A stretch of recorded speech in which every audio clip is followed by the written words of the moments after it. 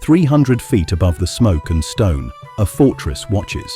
Edinburgh Castle, perched on a plug of ancient volcanic rock rising sheer from the valley floor, commands a city unlike any other in Europe, and flying from its ramparts, the Union flag. Since 1707, Scotland has been bound to England under a single parliament. The castle now houses English soldiers in red coats. But this isn't a story about castles. This is a story about compression.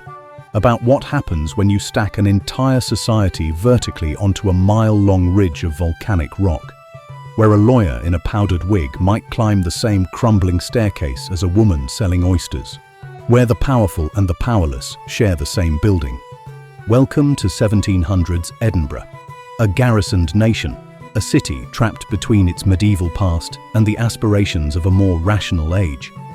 10,000 souls pressed into suffocating proximity, where rank and poverty exist side by side, separated only by the thickness of a stone wall. This is the city of shadows and surveillance, where British redcoats patrol to ensure order and suppress rebellion, where the grass market serves as both marketplace and execution ground. For the next 8 minutes, you're going to walk its streets. To understand Edinburgh, you need to understand its shape. This city doesn't spread, it rises. The High Street, the city's spine, runs like a narrow, bustling artery along the ridge. Clinging to it are stone tenements that climb 6, 7, sometimes 10 stories into the grey sky. These buildings are smoke-darkened stone at the base, crumbling plaster above, timber jutting over stone in precarious overhangs. At street level, merchants shout their wares: fresh oysters, hot pies, porter by the pint. Carts rattle over cobbles worn smooth by decades of iron wheels. The air reeks of coal smoke, animal dung, and urine emptied from chamber pots at dawn. Above it all, the Tronkirk's clock tower marks the hours over this public stage. But climb the stairs, worn hollow by endless feet, and the city transforms. Second floor, a merchant family. Third floor, a clerk. Higher still, craftsmen, widows, labourers.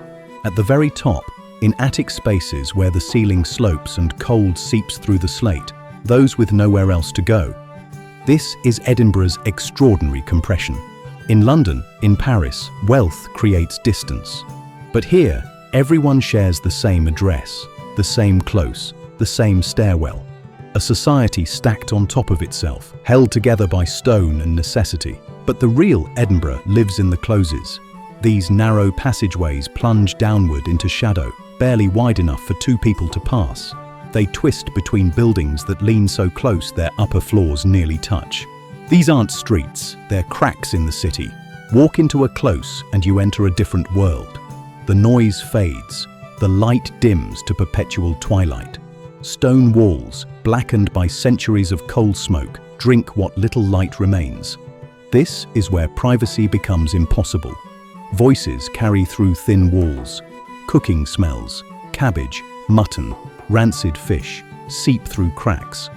When someone is born, everyone knows. When someone dies, everyone hears.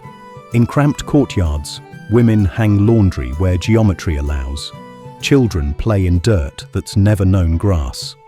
And below ground level, in cellars carved into volcanic rock, live Edinburgh's most desperate. Here, in permanent darkness, families crowd into single rooms. No windows, no hearths, just cold stone and the weight of the city pressing down. Rank and poverty crushed together. The contrast is shocking. One moment, you're in the dark labyrinth. The next, you're back on the high street where advocates step from sedan chairs, where merchants display silk, where the illusion of civilization holds. Both worlds exist in the same city, sometimes in the same building. But there's another presence that can't be ignored: the British Army. Scotland is a garrisoned nation. After the 1707 Union, Edinburgh's castle became a military stronghold. English troops in red coats are here to ensure order and suppress rebellion after the Jacobite uprisings. These soldiers are both protectors and occupiers, depending on your loyalties. To merchants who've prospered, they represent stability. To others, they're a foreign army on Scottish soil. The grass market embodies this tension. Descend from the high street and you'll find this open square beneath the castle's shadow. By morning, it's a market. Farmers drive cattle across its unpaved, rutted and slick ground. James MacDonald serves pies and porter from his shop, the smell of fresh bread and dark beer drawing customers. Commercial below, domestic above, his shop sits beneath tenement rooms where families live. But the grass market is also Edinburgh's execution ground.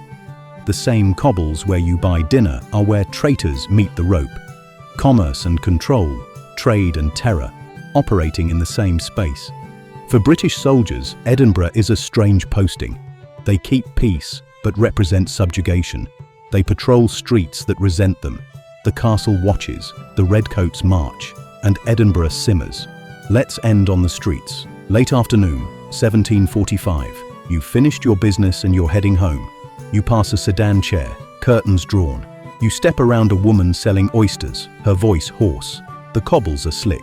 You stop at James MacDonald's shop. The warm smell of pie crust draws you in. Mutton today. You buy one with a cup of porter. MacDonald knows your face.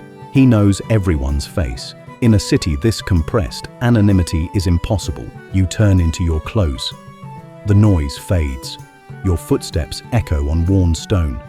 4 flights up. You know every step by heart. Through the gap between buildings, you see the castle, always watching. The Union flag snaps in the wind. Somewhere, a baby cries. A man shouts. The city exhales smoke from 10,000 coal fires. This was Edinburgh in the 1700s. Not a city of grand boulevards, those would come later.